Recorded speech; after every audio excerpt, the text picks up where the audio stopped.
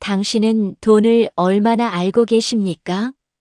평생 돈을 벌고 돈을 다뤘지만 정작 돈이 나를 다스린 건 아닐까요?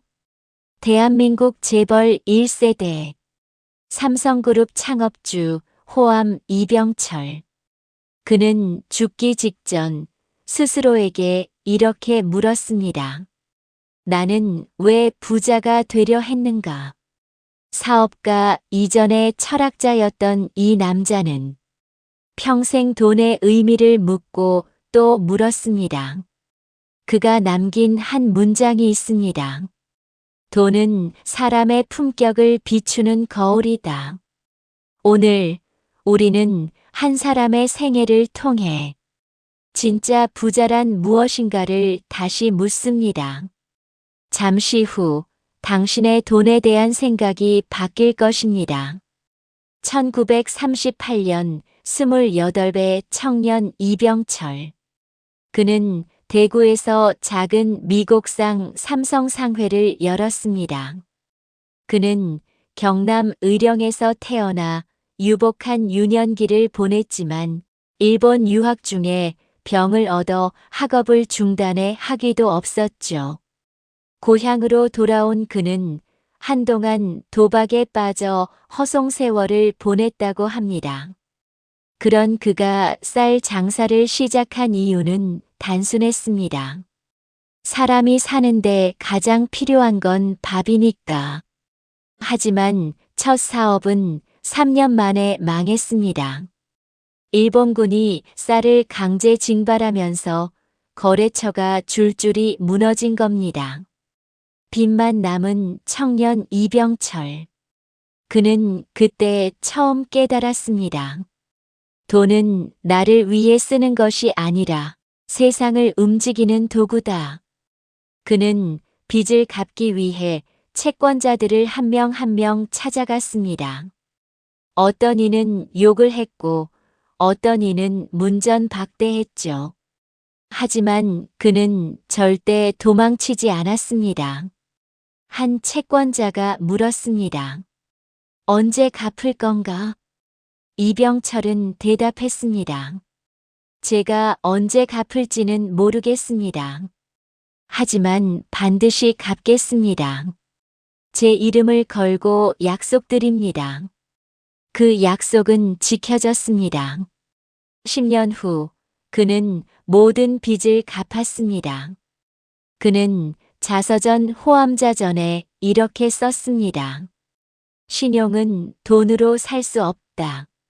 하지만 신용이 없으면 돈도 없다. 실패 후 4년. 그는 다시 사업을 시작했습니다. 이번엔 달랐습니다. 그는 정직을 기업의 첫 번째 원칙으로 삼았습니다. 거짓으로 번 돈은 결국 주인을 떠난다. 그에게 돈은 단순한 숫자가 아니었습니다. 신용이었고 신뢰였고 사람을 잇는 약속이었습니다. 호암 이병철에게는 평생 변하지 않은 습관이 하나 있었습니다. 매일 아침 직접 가계부를 쓰는 것. 회장이 되어서도 재벌이 되어서도 그는 자신이 쓴 돈을 한 푼 한 푼 기록했습니다. 비서가 물었습니다. 회장님, 이젠 직원들이 해드리지 않으시겠습니까? 호암은 고개를 저으며 말했습니다. 자신의 돈을 다스리지 못하는 사람은 결국 돈의 종이 된다. 어느 날 밤 호암은 회의실을 지나다 멈춰 섰습니다. 아무도 없는 회의실에 불이 켜져 있었던 거죠. 그는 직접 들어가 불을 끄며 다음 날 아침 임원 회의에서 이렇게 말했습니다. 어젯밤 회의실 불이 새벽까지 켜져 있었습니다. 이 작은 전기세도 회사의 피입니다. 그러나 그는 직원 복지에는 절대 아끼지 않았습니다. 그는 직원들의 사택을 짓고 자녀 교육비를 지원하고 의료비까지 회사가 부담하도록 했습니다. 그는 말했습니다. 돈은 아낄 곳에서 아끼고 써야 할 곳에서 써야 산다. 한 번은 공장 시찰 중 바닥에 1원짜리 동전이 떨어져 있었습니다. 호암은 허리를 굽혀 그 동전을 주워들었습니다. 함께 있던 임원이 말했습니다. 회장님, 그냥 두셔도. 호암은 동전을 손에 쥐고 이렇게 말했습니다. 이 1원이 모여서 삼성이 됐네. 그에게 돈은 단순한 수단이 아닌 태도였습니다. 그리고 그 태도가 기업의 품격을 결정한다고 믿었습니다. 호암은 일본 출장 때마다 늘 같은 초밥집을 찾았습니다. 어느 날 젊은 임원이 그 초밥집에 호암을 모셨습니다. 초밥 한 접시가 나왔고 호암은 젓가락으로 초밥을 하나 집어들었습니다. 그리고 물었습니다. 이 밥알이 몇 개인지 아는가? 임원은 당황했습니다. 모르겠습니다. 호암은 말했습니다. 이 장인은 안다네. 초밥 하나에 밥알 300개를 넣는다고 하더군. 하나도 더 넣지 않고 하나도 덜 넣지 않아. 디테일이 신뢰를 만든다네. 신뢰가 쌓여야 돈이 따라온다네. 호암은 평생 독서광이었습니다. 그는 매달 수백만 원어치의 책을 샀고 직원들에게도 책을 선물했습니다.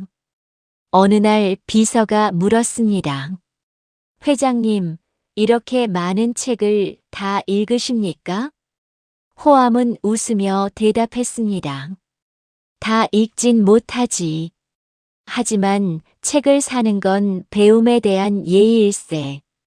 돈으로 살 수 있는 가장 값진 것이 바로 지식이야. 그는 이렇게 말하곤 했습니다. 있는 사람일수록 겸손해야 한다. 돈이 많다고 마음까지 커지면 그건 이미 가난한 것이다. 어느 날 한 중년 남성이 호암을 찾아왔습니다.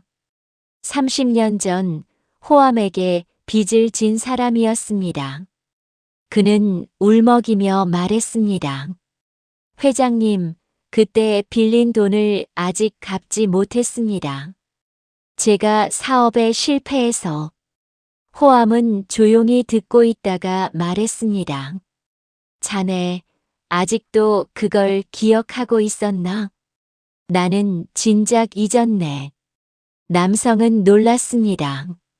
하지만 호암은 미소를 지으며 말했습니다. 자네가 날 찾아온 것만으로도 신용은 지켜진 거야. 그 돈은 이미 자네 인생에 투자한 거라고 생각하게. 그는 자서전에 이렇게 썼습니다. 돈은 사람의 품격을 드러내는 시험대다. 그 시험에서 가장 중요한 건 점수가 아니라 태도다. 1987년 11월 19일 호암 이병철은 생애 마지막을 맞이했습니다. 그는 병상에서 일기를 썼습니다.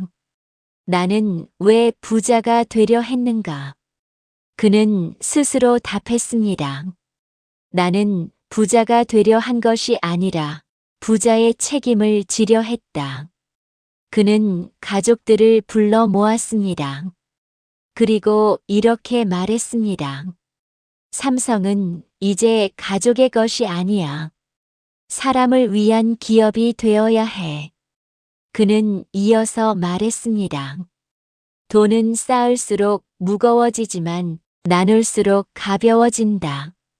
그는 평생 모은 재산의 절반을 장학사업과 사회환원에 쓰라는 유언을 남겼습니다. 그의 아들 이건희가 물었습니다. 아버지, 제가 어떻게 해야 할까요? 호암은 천천히 눈을 뜨고 말했습니다. 돈을 버는 것보다 사람을 얻는 게 더 어렵다. 사람을 얻으면 돈은 따라온다. 그것이 그의 마지막 가르침이었습니다. 그가 세상을 떠난 날, 전국에서 10만 명이 넘는 사람들이 조문을 왔습니다. 재벌의 장례식이 아니었습니다. 한 사람의 품격을 기리는 자리였습니다. 호암 이병철은 평생 돈을 벌었지만 돈에게 굴복하지 않았습니다. 그는 이렇게 말했습니다. 돈은 결국 사람이 만든 것이고 사람의 품격이 그 돈의 가치를 결정한다.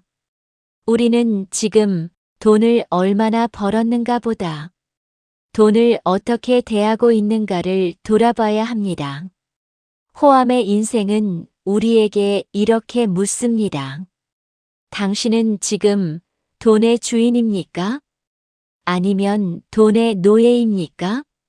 오늘 영상이 마음에 와닿았다면 구독과 좋아요로 함께 해주세요. 다음 이야기에서 또 뵙겠습니다. 당신의 품격이 당신의 돈을 닮아가길 바랍니다.